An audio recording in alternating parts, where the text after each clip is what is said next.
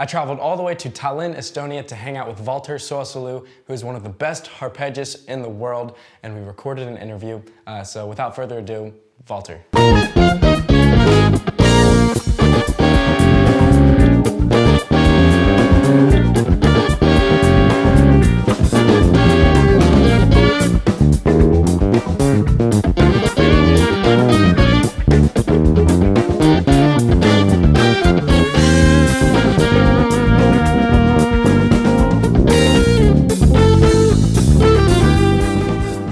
We're gonna do Harpejji talk, we're gonna do Harpejji talk. Harpejji talk. Dude, thanks for letting me come. Mate, it's an honor to have you. Yeah, I know. Yeah. We've already had so much fun. Oh yeah, and I know that's we have true. a lot more plans, but we're Yeah. here to talk about Harpejji and have fun. Besides all the rest, right? Yeah. We're gonna have to play some Harpejji now. So, you got your K24? Yeah, for years now, and I'm still loving it. Yeah. Absolutely. When yeah. did you get it, by the way? I think the first K24 I got in December 2018, I think. So, like, officially it's just easier to say I started 2019. Yeah. And then now I've been playing apparently for almost 6 years. To my surprise. I wish I was better by now, but you know, we all do what we can. So that's the thing. And in the meantime, I've had a few breaks along the way, like 6 month breaks from practicing and so on. And then I said, never again. So now I'm really doing my best to keep in shape. Yeah. Yeah. But I mean, everyone who plays Harpejji has seen, for the most part, your stuff. And it's kind of the best out there. And especially one of the best things about, obviously, is, you know, your feel and your groove, but your tone, I feel like is one of the best things about Valter plays Harpejji, you know? Thank you, man. Thank you, And man. I know you put a ton of work into tone, and I feel like we should, you know, share a little bit about what that's about. Yeah, you know, some time ago, I always used to make fun of the guys who, like, play 2 notes a gig, but they sound perfect. Yeah. 'Cause they, you know, A million piled pedals. all the rig and, you know, all the things that you could possibly buy, and then you just, you know, find out that you never practiced. Yeah. Now you just sound good. Yeah. So I desperately don't want to be that guy, but at the same time I felt like the perfect pairing as far as amps go, I hadn't found it for ages, because from the very first moment, I think the first Fender amp I got, it sounded great. Yeah. And I think I haven't wanted to change my sound a lot, but I wanted to find an amp that would just work with no problems. And that was a task, really, because I've been barking under almost the wrong tree the whole time, meaning that to my taste, tubes sound best with the Harpejji, but I was only looking at guitar amps. But the K24, you know, it really goes Yeah, deep. not a guitar range. Yeah, so whenever I found a guitar amp that worked well, in a few months it would start, you know, to rattle, because it's just not made for those frequencies. Right. So even if the tubes don't get harmed, or even if the amp is fine, then just the speaker would give up at some point. So at some point there was a really nice Finnish dude called Sampo, and he told me, hey, have you ever tried the Portaflex? So I was like, well, I should. And now I've been staying with the Ampeg Portaflex for more than a year, and I don't plan on changing, because let's say it does also sound the prettiest to my ears, but also just the fact that the functionality is all there. Yeah. That's the most important thing for me. And now I can just easily, you know, carry the head and the cab to the gig. Also the Harpejji and the stand and the pedal board and the chair. So it's basically my trunk is full. Like exactly, my car exactly fits my whole rig. But at least I know that the amp won't fail. Yeah. It won't start causing me problems, because it's made for the low notes. Right. And the tubes make the high notes just sing. Yeah. So that's all I need. So it's kind of rare to find a bass amp that has tubes, right? Or for the most part, like most Mark basses, they're solid state. Yeah, let's say 50 years ago, it was almost the only technology you could get for bass amps too, was tubes. But then the power wasn't enough. At some point, you know, you would just crank the tubes, and you couldn't keep on adding power tubes to the amps. Right. So to make them like, I don't know, 800 watts as you would find nowadays. So at some point the FET and the solid state technology took over and it was like way more powerful. Right. So tubes kind of were dismissed for a long time, and now they're sort of back because of the sound. Just because the overdrive that you get from tubes, if you prefer overdrive for your sound, then there is nothing really like it. But for me, my main interest would be to get the cleanest sound possible, but also a rich sound. Yeah. So not dull, not plain, but to have lots and lots of overtones right before saturation. So it's not even edge of breakup, as guitarists would say, but it's before that. Right. So it would be like as clean as possible. So when I play a clean chord, you never feel like it's gonna overdrive. But then again, since you have loads of overtones, then the sustain is good. You know, you could wait a long time. Yeah. You know, so that's what I needed, and now I have it. But it's been, the search lasted, let's say, 5 years Right. at least. And I'm not saying that the search is over. You know, there's always something. But for the most part, I think if I never bought another amp, I would still be a happy boy. Yeah. You know, maybe a bass combo.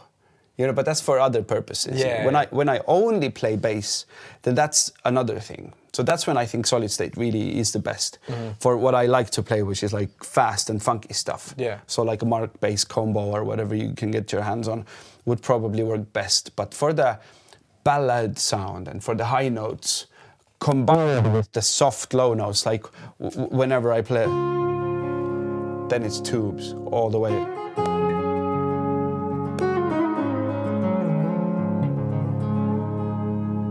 Then it's tubes. Yeah. Yeah, for sure. Has to be. Yeah. So, I mean, you've kind of told me it before, but tell me again, because I kind of forgot. How, like, obviously, like, you saw the Harpejji online, right? It had to be for the first time. Yeah. Okay, and what was, like, when you first saw it, were you thinking, like, this was something for you, or it was just a cool gadget, or what? I was sort of amazed by the concept, and I was sort of disappointed that I hadn't heard about it before. Right. But then I found out that it hadn't really existed for a very long time. It would have been existed for, I don't know, 10, 11 years by then. So I went on Facebook to see the Marcodi, page, and there was only one Estonian in my friends list that had liked it before me. It's Tõnu Kõrvits, a really cool Estonian composer. He goes to the States a lot too. Many US choirs love to sing his music, and orchestras like to play. So, and he also is a professor of composition in our academy in Tallinn, and also he gives a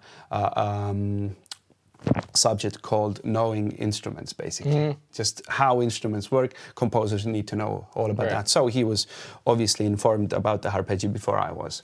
But then I sort of immediately felt like I'm in trouble. I'm going to need that instrument. And, it was quite an investment at the time. Just as your first guitar, you would probably not pay that amount. No. But I just subscribed to the mailing list. I just kept my eyes on it, and I was just going through every video possible just to make sure I know enough. And then at some point I stumbled upon Greg Thomas. Right. Was it? Yeah. Greg Thomas. And he only had posted I think 3 videos. But they were different in essence. He was playing crazy good polyphony by Bach. Like an invention or something. Then he played the Star Spangled Banner with 14 voices at least. It felt I just rewatched them all.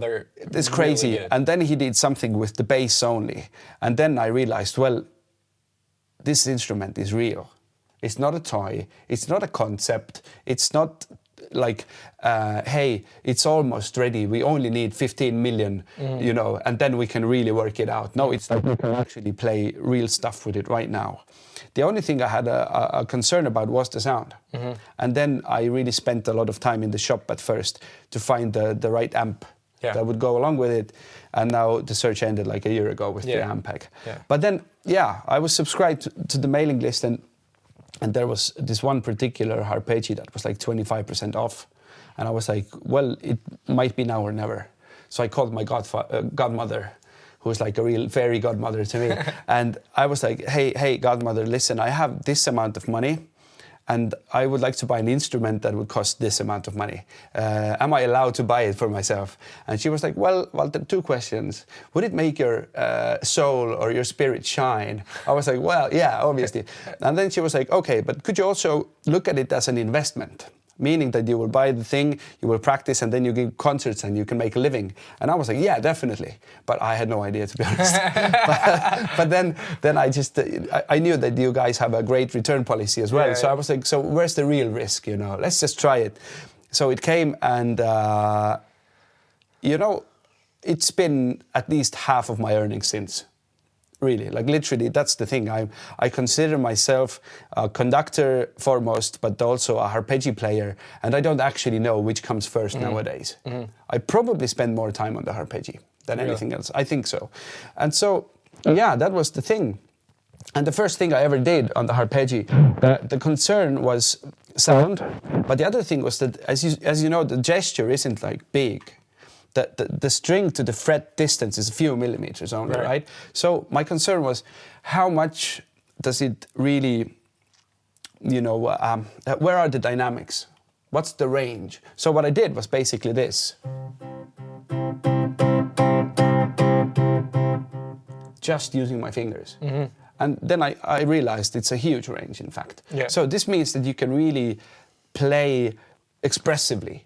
It's not like a MIDI signal where, you know, sometimes it's just all the same, or it's not like your monophonic Nokia ringtone from the 90s, you know. It's actually like, if you want to emphasize the melody, for example, you can go.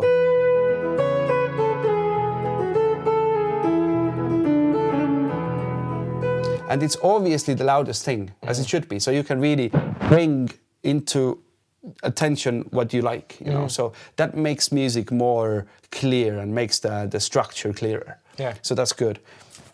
And then, you know, I just started to play, and like the second day or the first day, I think, of unpacking, we already made like a cool video with the guys, my friends on drums and guitar, and then we did like a riff or something, you know.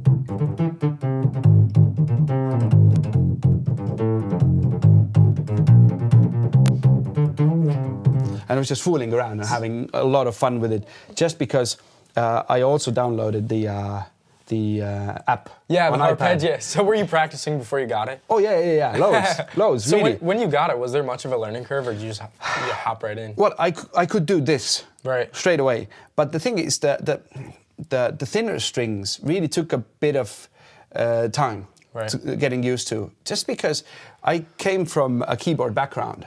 And the logic is kind of flipped now, meaning that before, as a keys player, you would have the width of the key to place your finger anywhere on the key.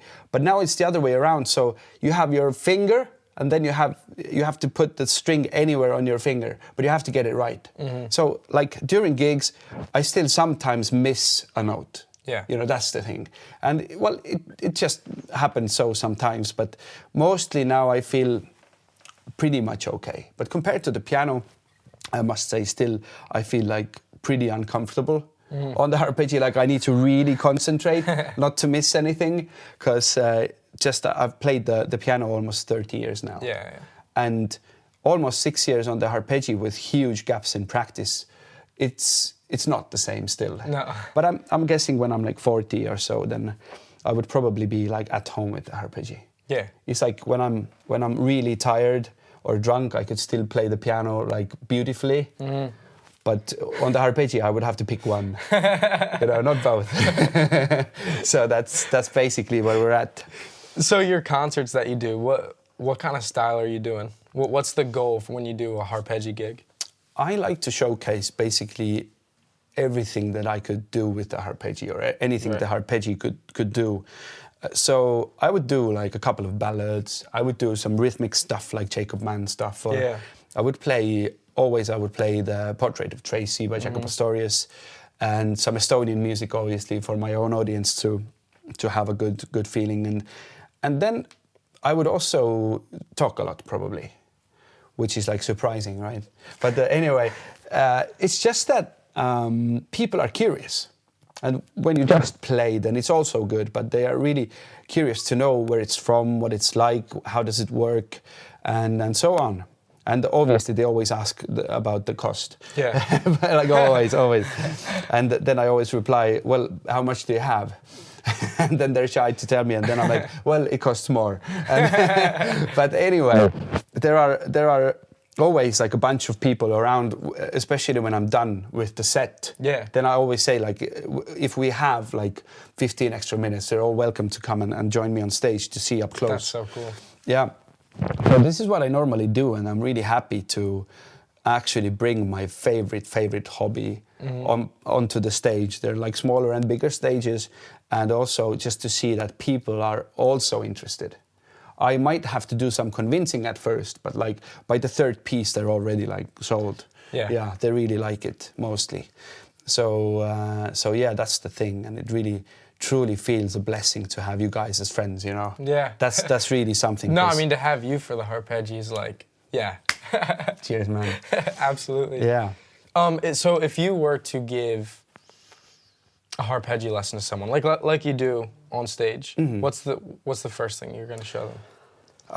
Well, obviously, coming from a piano background, we really tend to like white keys a lot, you know, the C major scale. And whenever there's somebody absolutely new to the Harpejji and they have some musical background, I would probably just show the major scale like that. Right. Just for them to get the first, modal piece, whatever it is, like a children's song or whatever, just for them to get their, like,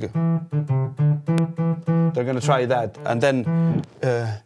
oh yeah, and then so they could feel like they could instantly play some things. I think it's really important because, like, with so many instruments, just to get the initial tone would take maybe a month sometimes for them to actually play a note like well. But here it's like so the learning curve is quite good with so many things on the Harpejji, like transposing or just making the initial sound or like finding chords because you can really see all the notes. So that's good. And the thing that people always tell me is that, well, you have to be a genius to play, right? Because it's like it's complicated and it looks so weird and so complicated. And I always answer with, when people look at saxophone players, yeah, that's what they tell me about the Harpejji. It's like, I don't understand anything. That's the most important thing. I just don't understand. So when you look at a saxophone player, what do you understand? The only difference is that you're not afraid of saxophone players anymore. Yeah. Because you're used to seeing the saxophone. But whereas in the Harpejji, it's new and so it's a bit intimidating, but you also don't understand what an opera singer actually does, That's the thing. So it's not about understanding as much as just the thing being new. Right. And I've seen so many people, pro musicians, amateur musicians, sitting behind the Harpejji within the first minute.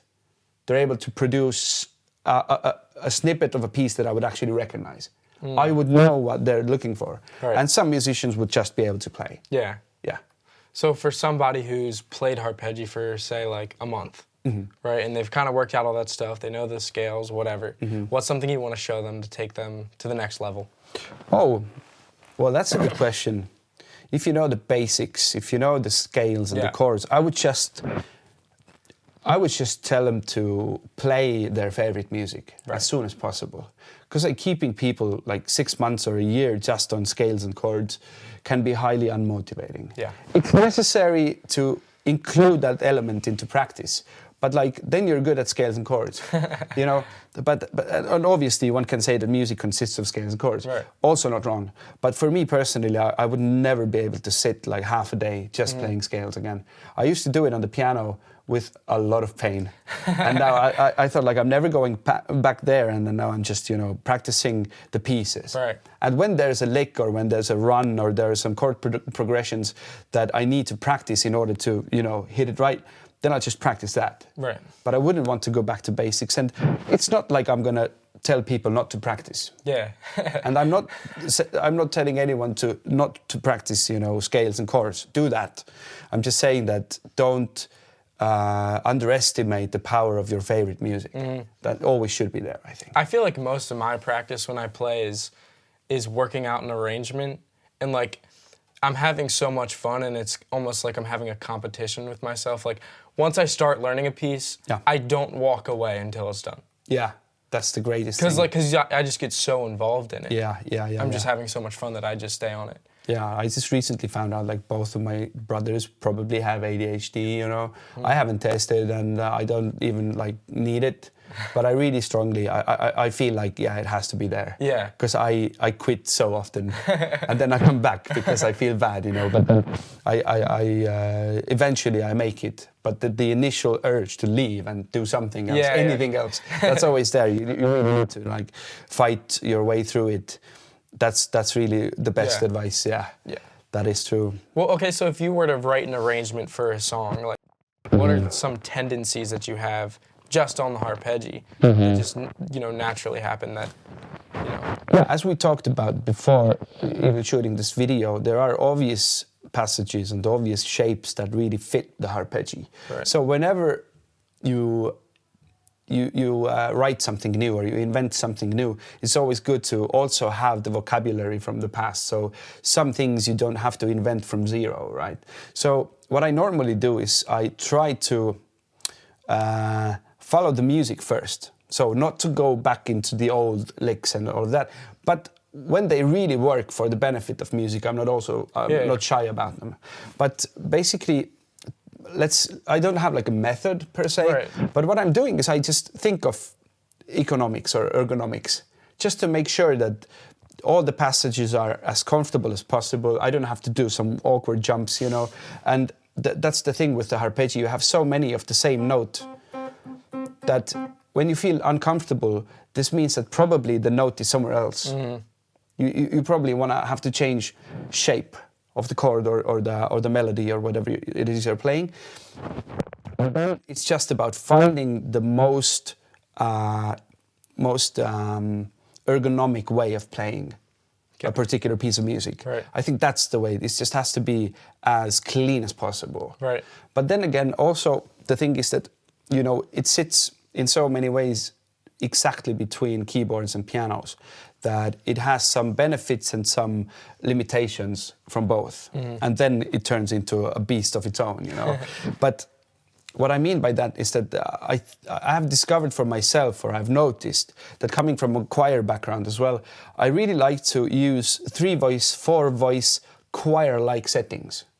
Not many more voices usually. And it's like 2 and 2, or it's 1 plus 3. These settings usually work best, and then you can go crazy like, and so on, you know. Yeah. Then you can just really go to town. But I think, yeah, it's just what really helps me is the former education I have. It's like people have asked me if I had a teacher, and I said, yeah, but it was my piano teacher, you know, because of him I've found my way around the Harpejji for now. Yeah. So I'm thinking like there has to be a generation of Harpejji players before we can have a generation of Harpejji teachers. That's the thing. Right now you just have to invent for yourself, and you have to know the right YouTube channels. That's basically where we're at right now. Yeah. So it's pretty much an uncharted territory for much of it. But then again, you know, the first initial very important steps we have already taken with you, and the handbook that you made with Johnny, and all the tutorial videos that you guys have made, and I've made some. And I think it's now much easier to start than it was 6 years ago. Oh, yeah. I remember sure. like going with the Harpejji to the guitar shop. I was like, hey guys, I need an amp. And they were like, went to the back room basically, like try everything. We don't know, we just don't know. Yeah, but now like through me, they have the information that like my recommendation would be bass amp with tubes. I can give you that. Like take a bass amp with tubes. Good. Tubes at the very least, I'd say. Yeah, but it's like, yeah, but in the end, it's up to you. Yeah. It's up to anyone. It's like whatever you prefer. You can just go direct, or you can use a solid state amp, or you can just, you know, omit amp altogether. You can just have like a small earphone amplifier and play with that. If you're happy with the sound, it's all about your own taste. Yeah. It's all about your ears. Yeah. What you're after. But I'm after that sound, and I'm so happy to have finally gotten like 99% close. Yeah. You know? It's so good. Yeah. So, Another big part about your sound is that you're using the looper, like for a lot of stuff. And you're showing me, can you play a little sample? oh, Just the like one with little click? snippet. Yeah. Play a snippet. Yeah. Let's see. It's like then you go. Tempo.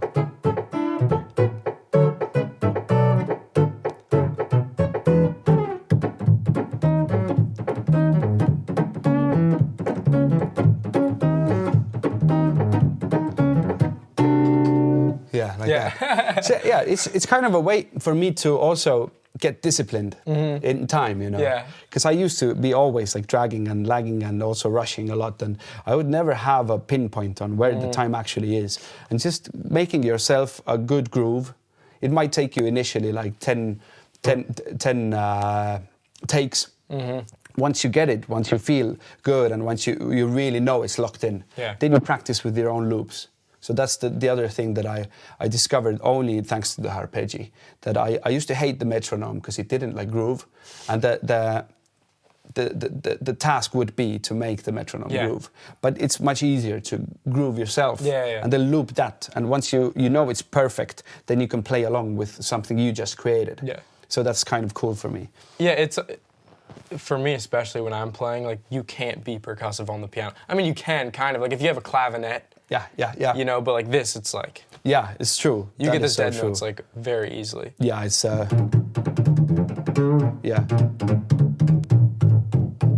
And I really like it. The fact that the piezos are like so sensitive and the response is so quick that the note can be however short, but you will hear which note it was. Like... It's like so clear, so that makes it really good to play like funky stuff and like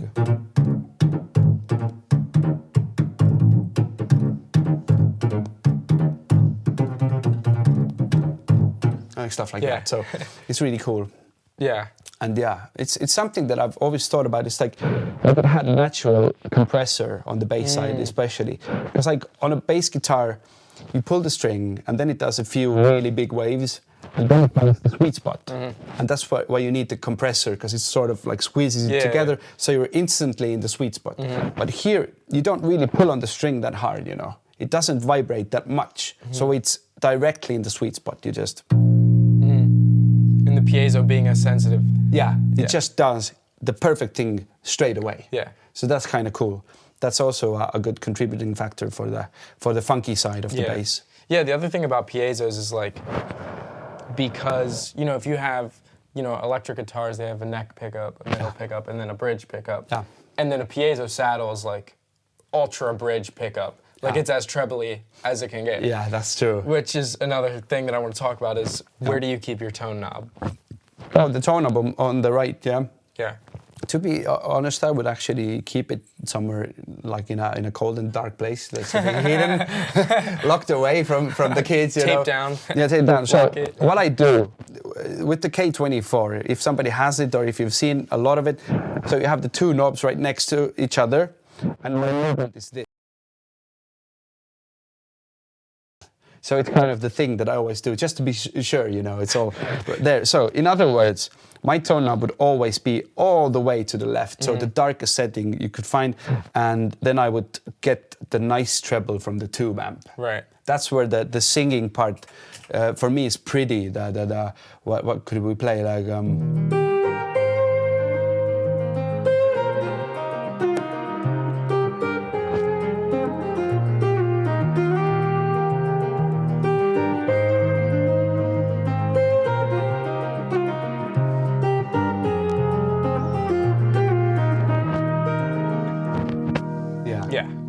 It's not missing really any treble. Yeah. It sounds very full. Like, but just for fun, let's add the treble knob. Now it's all the way bright. You see? Jeez.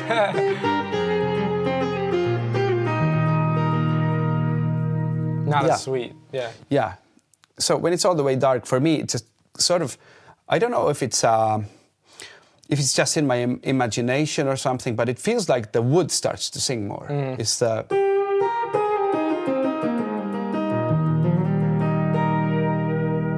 Yeah. I don't know what it is, but something about it just hits the spot for me. Yeah, it's so nice. Yeah. It's so nice. Yeah, cheers. Well, anyways, man, thanks for doing this with me. We're done. Yeah, we're done. Oh, cool, man. Yeah, Thank you. we're probably like 30-some minutes in. So. And ladies and gentlemen, make sure to buy lots of Harpejjis, right? Yeah, two a person minimum. Beautiful instruments, and like literally the greatest invention in musical instruments for the past 50 years for sure. I mean, this is just a beauty and like so much fun to play always. And the other thing that I love is that once you discover something, you might just be the first there, because it's such a new concept still. Yeah. So it's beautiful.